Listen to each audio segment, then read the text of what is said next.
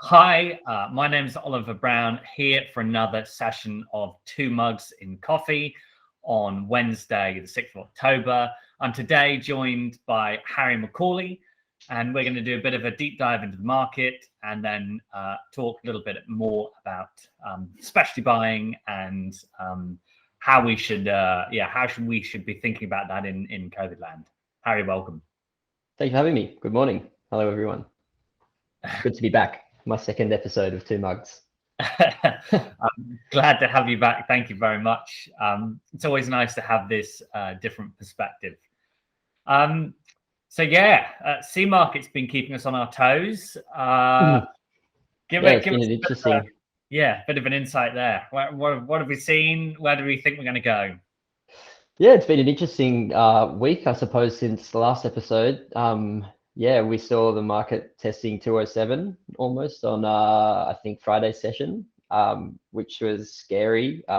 Sort of 200 cents a pound being a pretty strong technical ceiling for a while, and that didn't hold. It smashed right through and closed above 200. But I mean, we can thank Facebook coming back online, I think, yesterday for or WhatsApp, and probably more to the point, coming back online. We've seen lots of Brazilian farmers sending photos of beautiful flowering on the farms in parts of Minas Gerais and others. And on the back of that, we've seen the market come off 8.5 cents last night. So December's closed at 192 odd, which is a little bit less scary for roasters who are looking to book coffee. I mean, I guess on the weather front, we're still, it's been the topic of conversation for, 3 months now. Hasn't changed. It's still important. Brazil's definitely, a lot of the producing regions have seen good rain in the last couple of days. The forecast for the next week's looking quite wet, and longer term it's looking wet, which is good.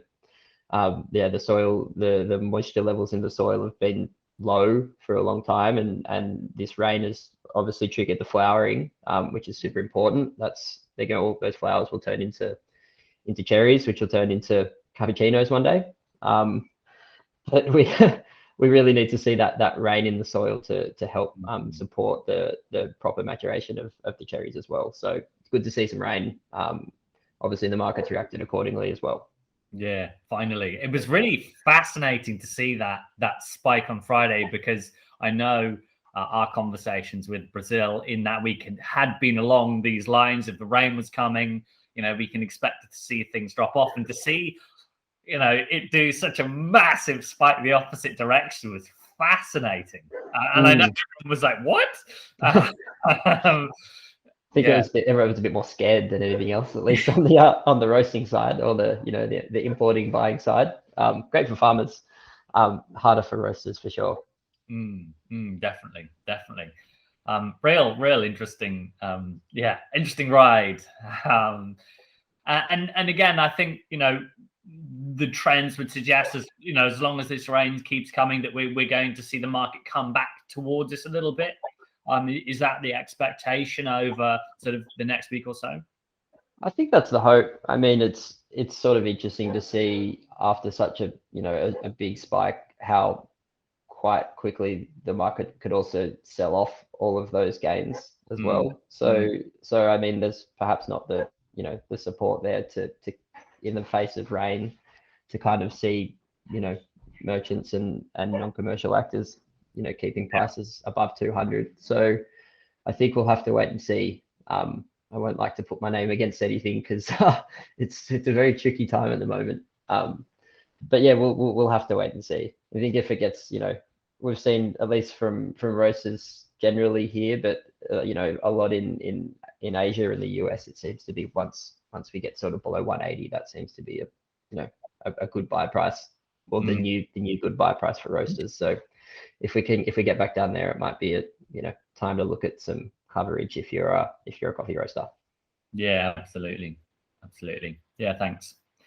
I think one of the things we touched on last week was this idea of differential price, and Steve and I briefly talked about what it was. I wanted to dig a bit more into sort of flat price versus differential priced coffee, and the sort of what that means, but also the pros and cons of those two styles in this very challenging, COVID market, let's call it.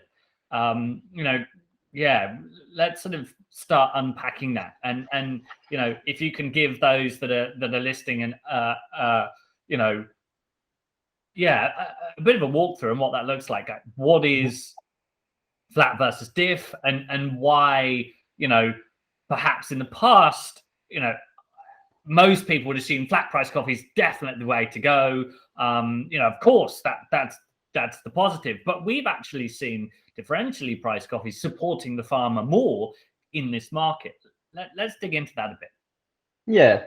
So I guess just to go back to the, what is differential pricing versus what is flat pricing. I'm not sure if you touched on this last week. A little bit. Yeah. A little bit. I'll quickly go over it again for those who didn't hear last week's, including me. So different. The vast majority of coffee in the world is traded differentially. And what that means is that the market price changes every day, as we've just talked about. But there are various delivery months for each contract that gets written against the New York market. But the market price of coffee will change daily. And with differential coffees, it's basically an agreement with an exporter, producer, farmer, whoever it might be, to take delivery of a coffee at a certain point in time at a price above or below the market level. So let's say, for example, we're talking about Colombian Excelso today.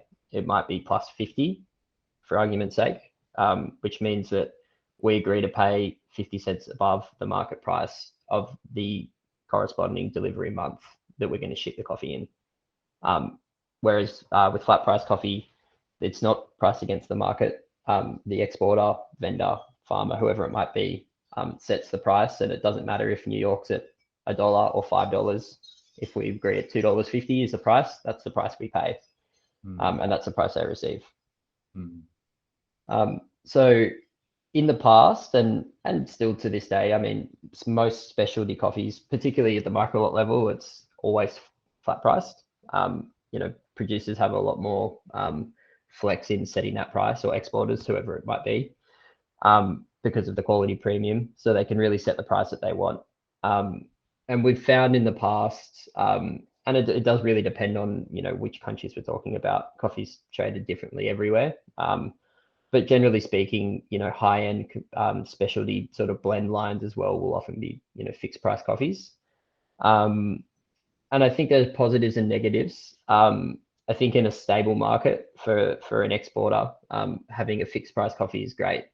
That you've set the price that you want, and that you're going to receive, the price that you've asked for at the point in time when you have to deliver the coffee to the port, when we take title of the coffee. The downside is, in times like this, if we had, I suppose, to go back quickly, we write a lot of contracts a long way in advance of actually taking delivery. So we might purchase a coffee for shipment in a year or 2 years. So if we'd say agreed a price this time last year, when the market was $1, $1.20 or something, $2.50 might have been an amazing price for, we'll say, Colombian regional blend, for example. But if they were to deliver that coffee today, I mean, we can't buy Colombian UGQ undergrades for $2.50 a pound today. The market structure's fundamentally changed. So not only is it not a good price for an exporter or a producer group, it's actually really challenging for them to even purchase the coffee to deliver to us, because the internal price of coffee is doubled in that time. So it's there's definitely pros and cons, but it's definitely also, I think it's too simplistic to say one is better than the other, and one is inherently good and one's inherently not. It really does depend. Yeah, I think that's a really good point there. The idea there is no one, there is no one rule, and it is a case of a bit of a grey scale, and the the willingness to be flexible. I think that's a huge one. And as you say, we've seen what we thought, when we set the pricing, really good flat price, coffee for our producer, and poor old producer, when it comes to delivering, now that's terrible for him. And we have a huge challenge on what that looks like. So yeah, it's been fascinating. And I think, those specialty focused buyers, whereas that's always been the go-to, that's not necessarily the case. And yeah, certainly it's been interesting to see. We've sort of, and again, you wouldn't necessarily buy a specialty quality with a differential price, but we've seen that start to happen in some countries and origins. So yeah, it's been a fascinating journey. Yeah, absolutely. It's definitely changed the way that we're receiving offers for these kinds of, like I said, I don't think microlots, they haven't changed, and I don't expect they will, in terms of the way that they're offered. But definitely those sort of higher end blend components are, a lot more. It's for an exporter, it's a lot less risky to offer it on call as a differential contract, because they can manage their risk by hedging against the futures. Definitely. But you say, the specialty lots haven't changed, but they have been impacted hugely by this market increase, because of course now, a specialty producer,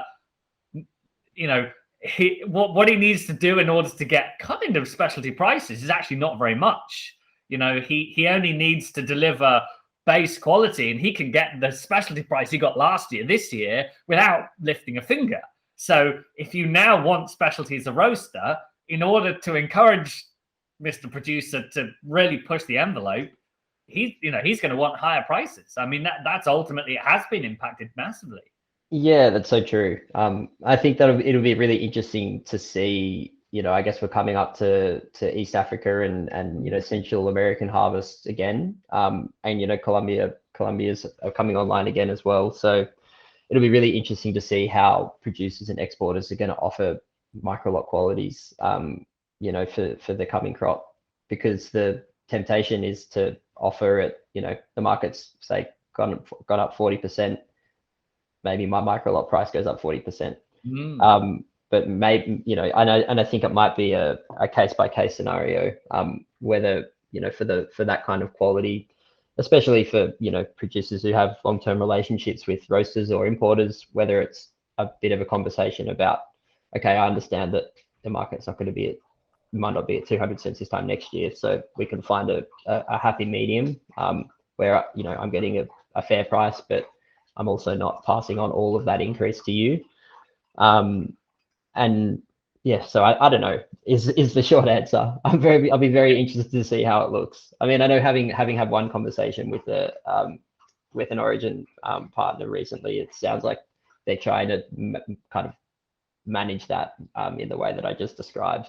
But I think there'll be plenty of others who say, yeah, okay, it used to be $3 a pound for this coffee, it's $5 this year. Yeah, it's going to be fascinating. And I think that segues nicely into sort of the next topic is, we're still not going to be able to travel, it's still going to be another 6 months, I think, before Australian roasters even dare to leave the borders, knowing that they'll be able to come back in without having to do, staying at home and doing all the tests and all of that. So, how do we buy in Vidland? What does that look like? And sort of what can we do to mitigate some of these huge challenges, for example, in logistics as well, that I know we've seen and we've experienced? Yeah, it's a good question. I mean, I think there's probably a couple of different answers depending on what kind of buying we're talking about. If we're talking about your, big volume, bread and butter blend components, it's probably one way. If it's traveling to origin to, build your microlot program and relationship building, it's possibly another. But yeah, like you said, I don't think travel is going to be a feasible option for a lot of people for a while still, at least, here in Australia. So it sort of ties in nicely with the logistics problem, but just being more organized than you think you need to be, planning as far ahead as you can, which I know is really hard when we're all, half the country's still in lockdown, and we're starting to see a roadmap out, and, we've got tentative dates, but, as to what consumption is going to look like and how, coffee is going to be drunk again is still a bit of an unknown for a lot of people. So I know it's a tough ask to sort of be able to forecast what you need and, when you're going to need it. But I mean, the logistics situation is really getting worse. I mean, we've seen one of the biggest shipping lines say that they're not taking any more bookings out of Brazil this year. And this is kind of the main export time for not just coffee, but, corn and soy and some other agricultural products in Brazil that are sort of on mine now as well. Yeah, we're seeing, some awful delays, bookings being cancelled, things being left at port in transshipment for 2 weeks, 4 weeks, 6 weeks. I've heard stories about, containers going halfway around the world to get here, via Europe or something. So it's really challenging. And making sure you have that lead time to just know that you've got coffee, I think is really important.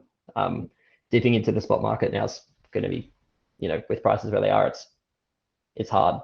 But at the end of the day, as a roaster, you always need coffee. That's just the reality. Yeah, absolutely.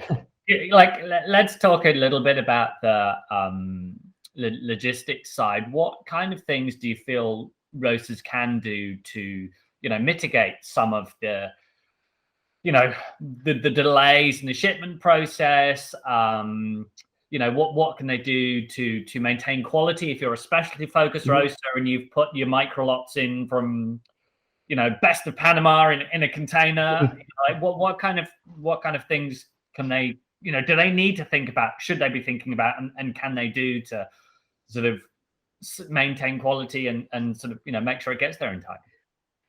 Yeah, I think there's a couple of simple things. I mean, if you're a roaster who's, doing, say, full containers with an importer, with us or another, like being able to, say, defer pre-ship approval to us or to even to the origin partners is a huge thing.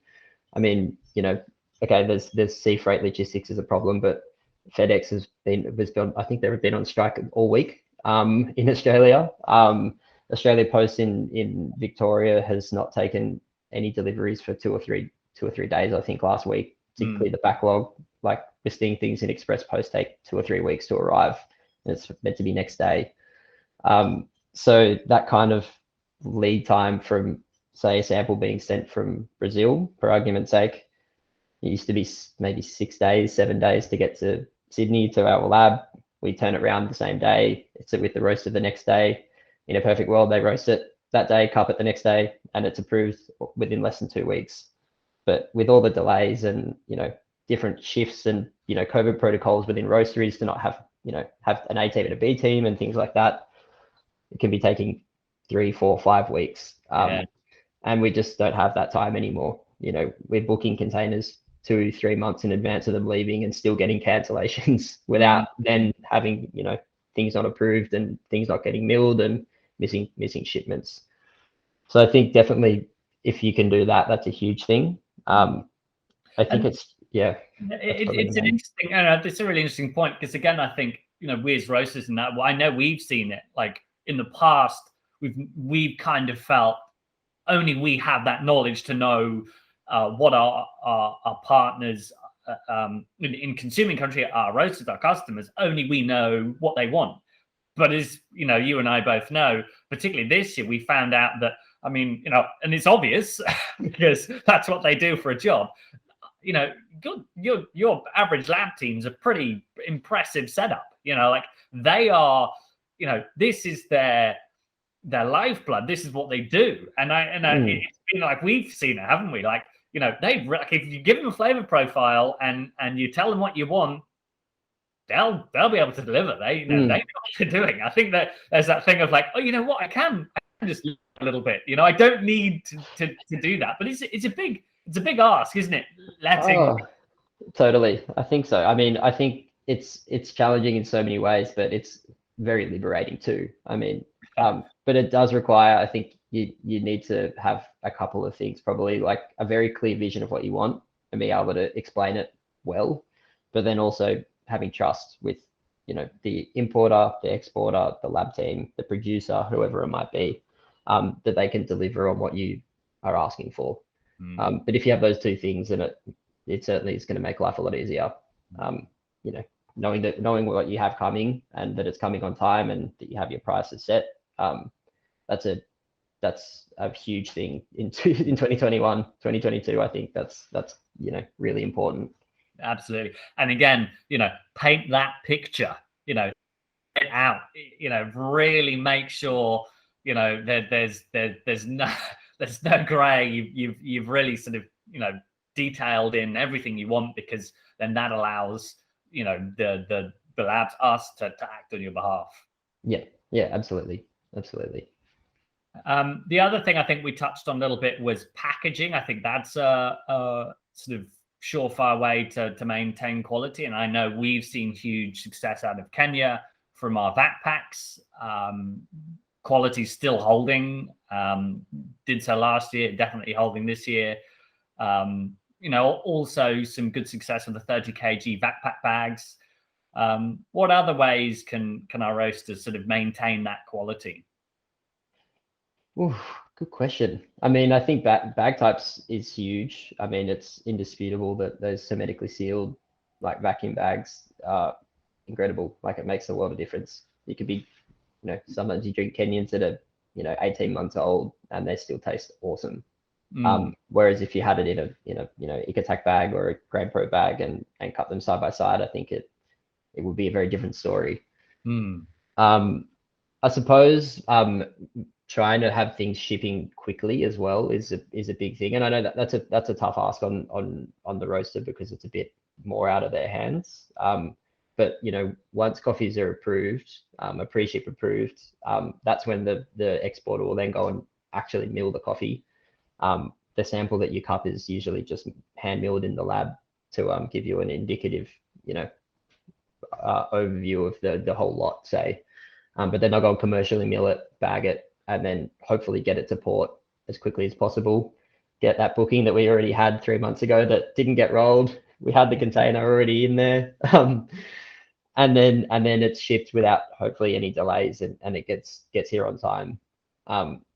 But I think as Ollie, and most roasters would know, different origins have different sort of shelf lives. So if we're talking about, say, microlots from Papua New Guinea, I'd probably draw them and roast them straight away. If we're talking about natural Ethiopians, okay, maybe I can sit on them for a bit longer. I know they're going to hold. Yeah. So being a bit more, being clever about the way you draw your coffees and sort of your production schedules to make sure that you're getting the best out of everything you have.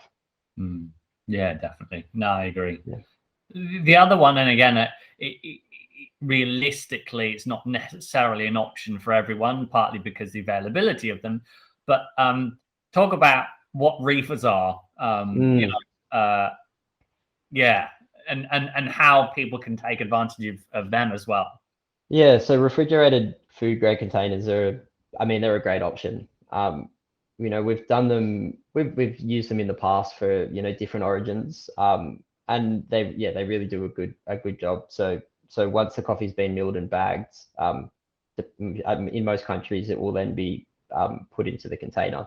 So from the point that it's been basically dry milled and packaged, it'll then go into a temperature control container, and you can set the temperature and the humidity levels. So there's sort of some optimum levels for coffee that you can then set it at. And that way it's plugged in from that moment all the way until it gets to, port in Australia, when it's then unpacked.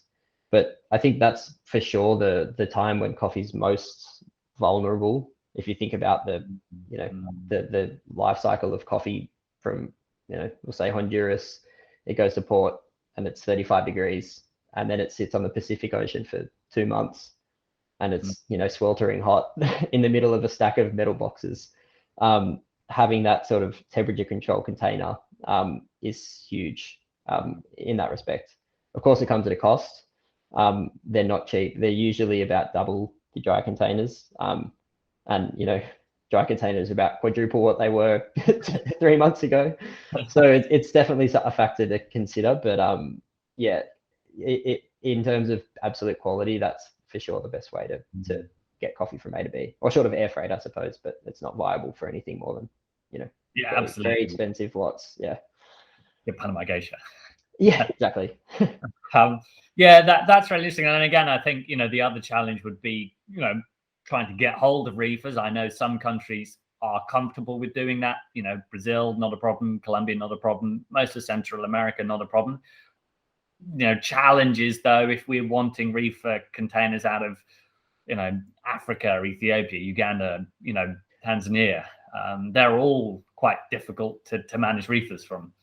Yeah, exactly. And that's the other thing is yeah, availability is, you know, very tricky, even for just regular food grade containers. So we're facing a lot of challenges at the moment in terms of getting coffee from A to B. That's for sure. We always had the short straw anyway in Australia, didn't we? With the routes, the you know, the circuitous route that coffee takes, and I think, you know, that has been stress tested that much more. You know, absolutely will continue to be, I'm sure. Exactly. Yeah, I mean, you know, word on the grapevine is that logistics isn't expected to improve, you know, for almost another 12 months. So it's not going to be solved overnight, that's for sure. We're going to be facing challenges for a while yet. Yeah, absolutely. Well, thank you, Harry, for giving us a bit of an insight into what we can do to maintain our quality. I think that's, you know, like that's got to be what everyone's thinking about. But, you know, like what other ways, you know, if you're a larger scale roaster, and I don't want to get too, you know, I don't want to do every single option possible, but, you know, what other things can you do in terms of buying models that you know that you should be thinking about in these challenging times? Yeah, I mean, there's a few different ways, and it really depends on what you want as well. I think, you know, something, well, we don't have a blanket model for it, but we have a lot of bespoke options that we can do for different roasters depending on what they need. You know, if it's you want to do direct trade with a producer group or an exporter that you have a relationship with, we can do the heavy lifting. I mean, that's something we've been doing for a long time, where, you know, you do all the lot selection, you know, pick your bag, narcs, things like that. And then we'll do all the, you know, all the logistics, all the finance, the delivery, all the stuff that isn't particularly fun, but is, you know, gets the coffee from A to B. Yeah. But then, you know, if you want to use our supply network, we have an amazing network of you know, export producer partners that we work with in most producing origins. You know, we can put you in contact with them if you want to speak directly. We can, you know, build tailor-made solutions depending on what you need. If it's, you know, flexibility around price, if it's flexibility around delivery, if it's, you know, specific qualities or profiles, we can build them for you. And then we can work proactively to, you know, I guess, manage some of the market factors to get the best price as well. It definitely means you've got to be thinking ahead and you've got to be quite proactive. But it's something we can do, and we have been doing for a number of people for a while now.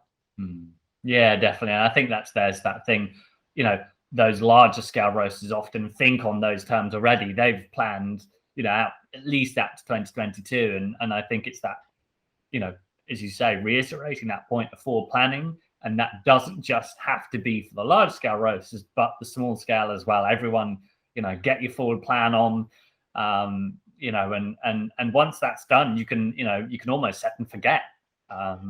Yeah, exactly. And I mean, there's nothing more stressful than, you know, waking up on Thursday and realizing you don't have any coffee to roast on Friday.